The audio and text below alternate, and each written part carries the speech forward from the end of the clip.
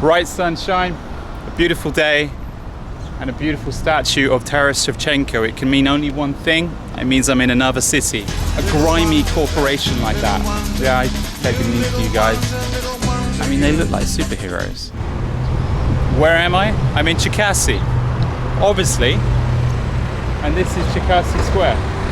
Anyway, it's only a very brief trip to Cherkasy. Cherkasy is halfway down the Dnieper River where it gets very fat. It used to be a very popular place to visit for old generals back in the old Soviet communist days. They would come here and do a little bit of relaxation. And here I am trying to do exactly the same thing. The temperature is stifling 36 degrees. So I better find a place to drop my bags. Join me on this journey.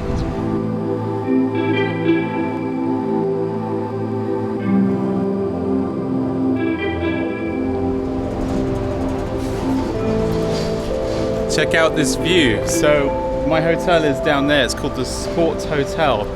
There's nothing sporty about this place other than the fact that it takes a bloody long time to get to because it's on the outskirts of the town.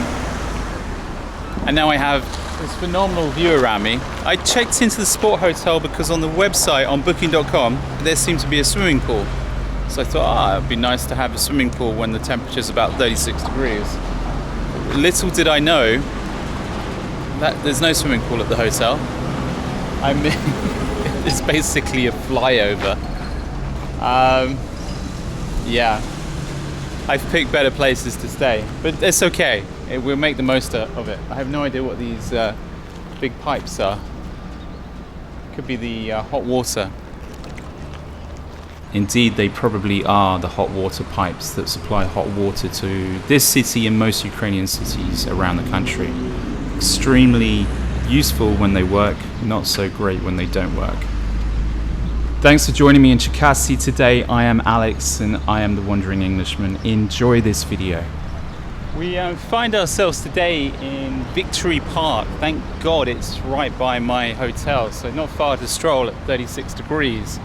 And what generally happens, patriotic affirming of the old Soviet Union, because now this is in Ukrainian colors, which has obviously been probably repainted since 2014. They would put their old planes and their old tanks in the park, and it sort of affirms to the people that Soviet Union at the time was a great nation, but now the Ukrainian nation is a great nation. But let's go have a look at this park. In this park there's a zoo.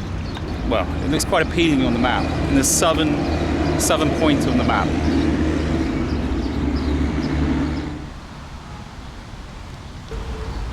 What I love about any Ukrainian city, Belarusian city, Russian city, you always find a tank in the city. This tank was installed 65 years after they rescued the city.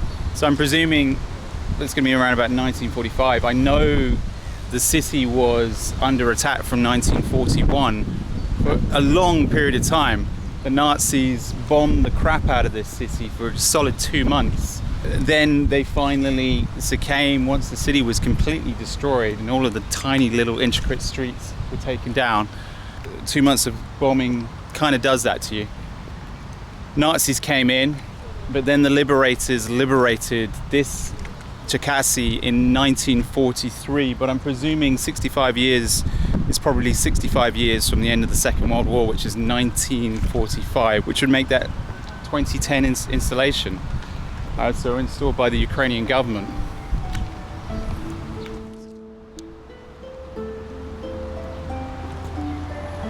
This proud individual, he represents the frontier guard. So people back in the day used to dress like this, and now people are still dying, protecting their borders.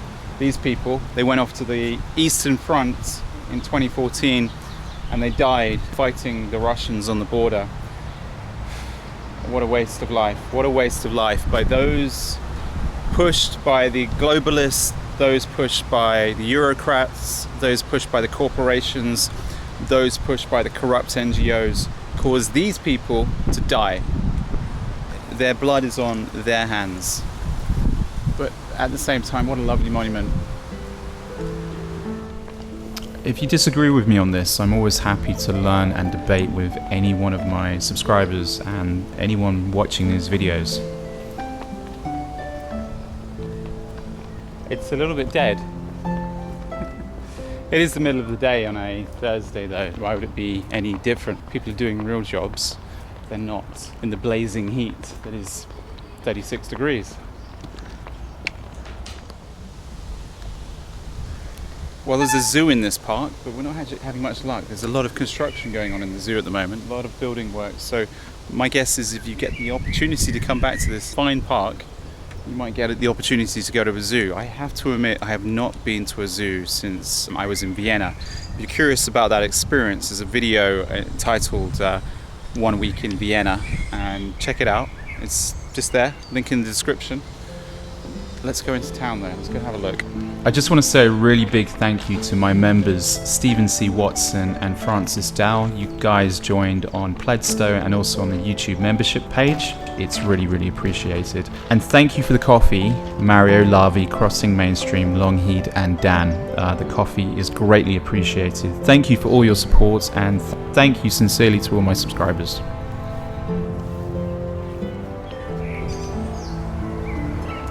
So who do you think this is? Long nose, made of wood. Now, my Western audience would say that's Pinocchio, and you would be right saying it's Pinocchio. However, this is not Pinocchio. This is Buratino, the Soviet version of Pinocchio.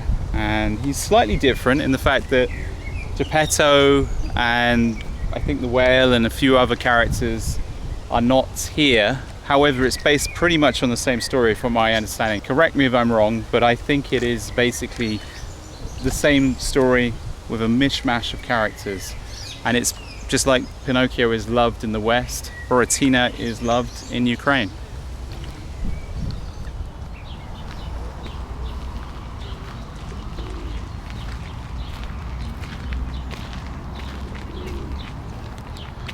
Almost brings back memories of Clapham Common in central London.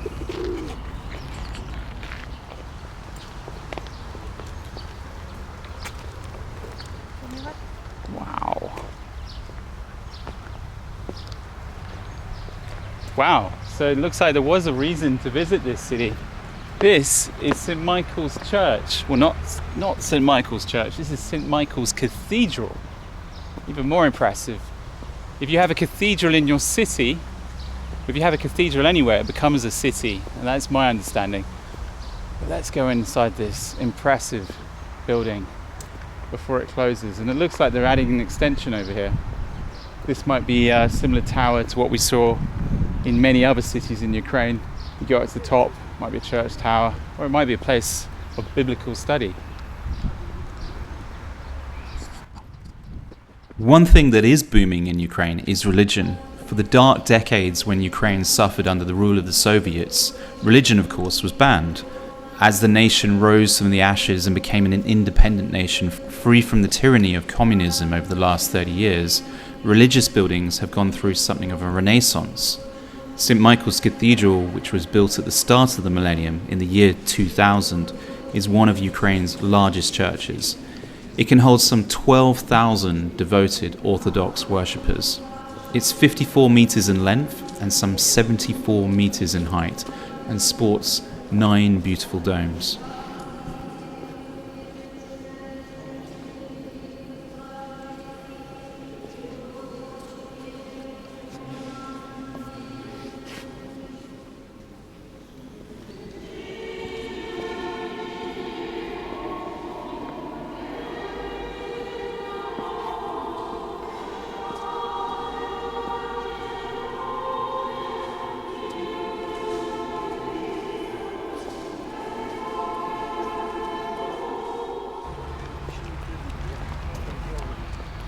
Just as I move away from the marvellous St. Michael's Cathedral, this is St. Michael's Park.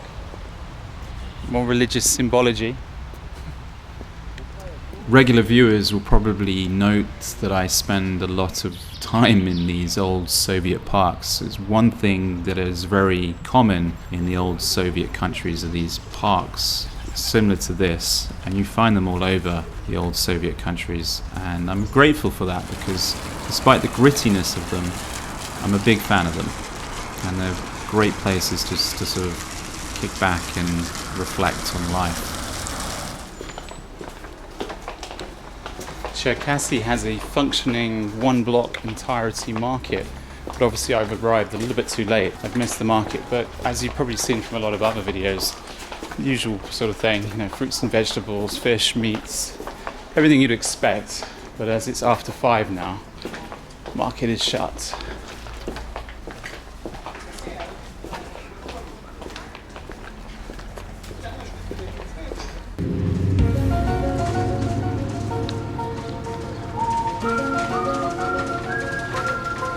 Well, that was the Chupacabra, and these characters are from the play The Two Hairs, as in not hairs on your head or lack of hair on your head, the play The Two Hairs. And apparently this has nothing to do with Cherkasy. Cherkasy? This has nothing to do with Cherkasy. This is everything to do with this place over here, which is called Fashion House. This very fashionable place thought these characters were very fashionable, so it did an install of these two characters, and now they're here. And according to Google, this tourist attraction is 4.7 out of 5. I had to walk a fair distance to find this, and I'm I'm now wondering why I bothered. Anyway, good day, sir.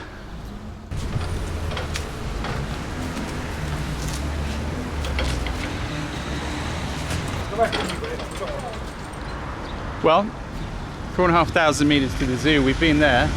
Central Station, that's how to get back. Theatre, might be checking that out if we had time, and I'm not sure what that is. Maybe it will tell me on the other side. The Hill of Glory. I think the Hill of Glory is where we're headed. That will be the ending of this video, I think.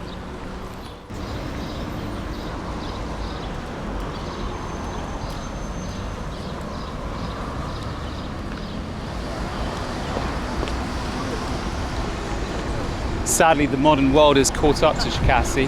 We have the blight on the landscape that is McDonald's and the blight on the landscape that is KFC. And I think it is possibly one of the reasons why the nation of Ukraine in recent years has been gaining weight. It used to be the case where everyone was super thin, but in a healthy way. But as people embrace this diabolically shite food, and that is exactly what it is, it's utter shit, people get fatter, and it's a shame. And it's a shame that such a central location is blighted by a grimy corporation like that. Avoid at all costs. Kentucky Fried cruelty, disgusting.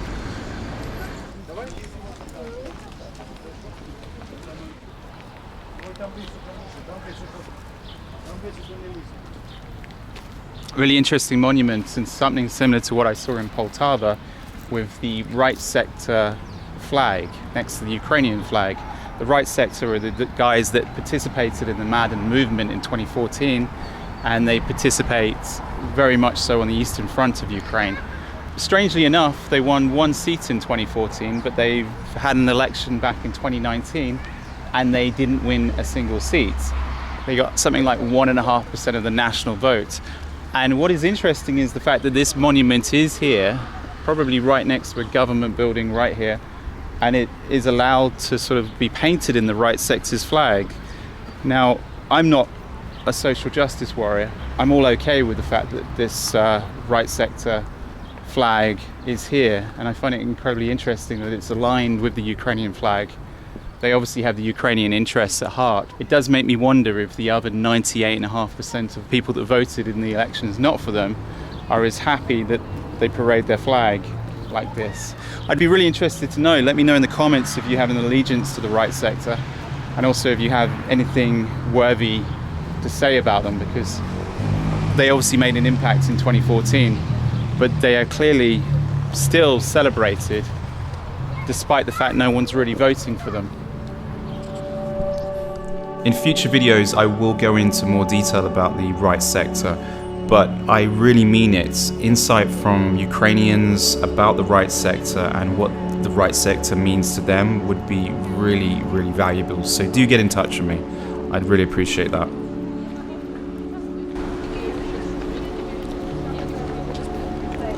I guessing it might be another Ukrainian wedding.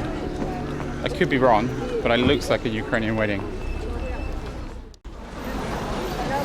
I'm completely wrong. Obviously, being a Thursday, this is where the locals from Cherkasy go to see the opera. This is where they see musicals. Tonight looks like a classical performance. A couple of nappies around chins, but most people are maskless, which is a nice thing. And everyone's going to have an entertaining time. Classical music.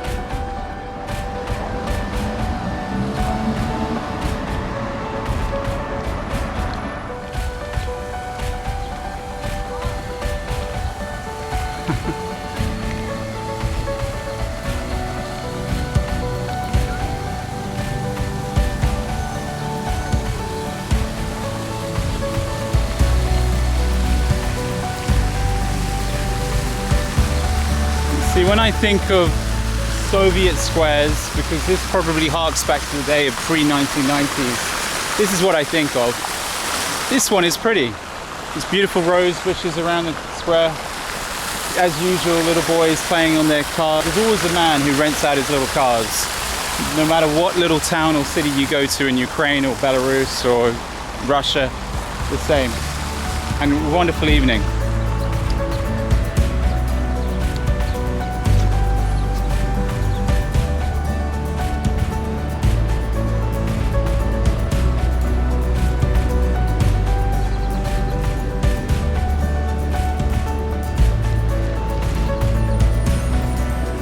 So after 2014, when the revolution effectively happened in Maidan, Ukraine got a lot more patriotic, and because of the patriotism that was sort of running through the veins of most Ukrainians after 2014, the leaders took it upon themselves to install a few new monuments, this being one of the monuments. An obelisk. Conspiracy theorists would sort of have something to say about the obelisk, but it remembers the people who have fought for the freedom of Ukraine, not just from 2014, but those that came before. Interesting square, obviously new developments going up around here, old developments, we've got a very old Soviet block, and then we're going to go ahead to this beautiful church over here.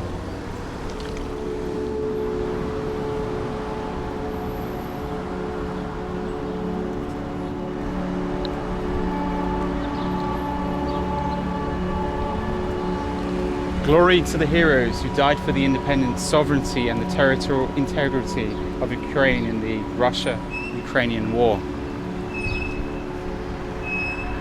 That is a proud soldier. And he's certainly taller than I am. But what an unnecessary war, guys. Completely unnecessary. And here are the brave souls that lost their lives in the various years since the 2014 revolution.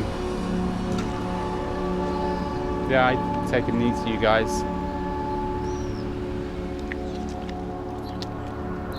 Often referred to as the Heavenly 100, actually 130 people died at the Maidan Revolution in 2014, and you'll always see their faces in every Ukrainian city that you go to. This is Ploshka Slavy Square, and I have to apologize because I, in a way, was rushing around this city a little bit too much. If I'd arrived earlier, I would have gone into that church, and I would have also, if I'd come on the right day, had a chance to go into the Cherkasy Regional Museum, which I failed to do because it simply wasn't open when I got there.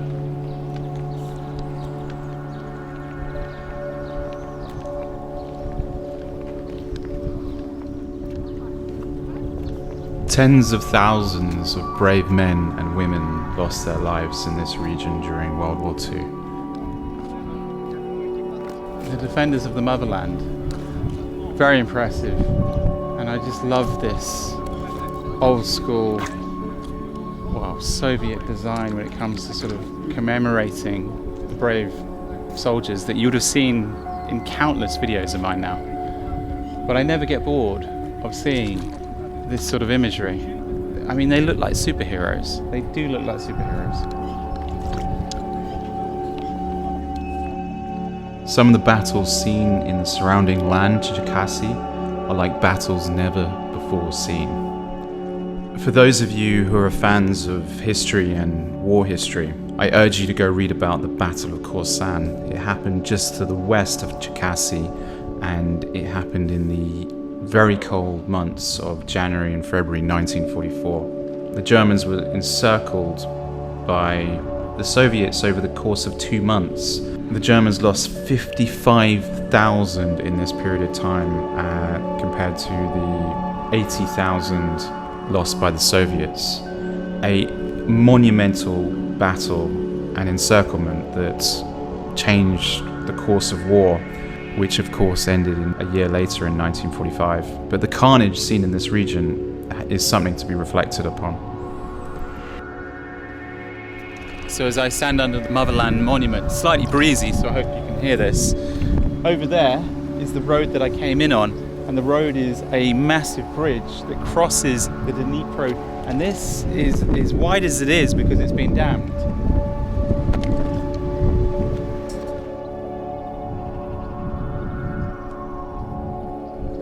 Well, when you've had enough of walking around Cherkasy, I recommend this place called the Beer Store, and it's honestly, people are watching the football, and there's better ways to spend your time, by the way. This was an amazing beer. This is their local beer, the Beer Store beer. It's like a decent IPA type pale ale, very good. Trying the dark beer of theirs. Oh, that's the first taste, and that's honestly amazing. The dark beers in Ukraine are very worthy of your time. If you're not normally used to trying dark beers, when you come to Ukraine, try the dark beers, very, very good. Anyway, as the music gets jacked up, onwards. What better way to finish a Ukrainian day out than taking in a bit of Veroniky and Polini. I'm banqueting right here in this sort of beautiful surrounding. Swallows are singing. Not too bad actually, is it? You probably can't see that, but as the sun goes down and the day in Cherkasy is a day well spent actually, I have to say I valued everything I've seen in Cherkasy, even the neighborhood where my hotel is situated. And as I leave the center and head to see a bar as the battery dies, it's been a wonderful trip. I hope that you might be able to join me in the next video, because I don't think I'm going to be seeing much more of this city in the morning, but it's been a wonderful, wonderful day out. I highly recommend the beer in this city. Wonderful.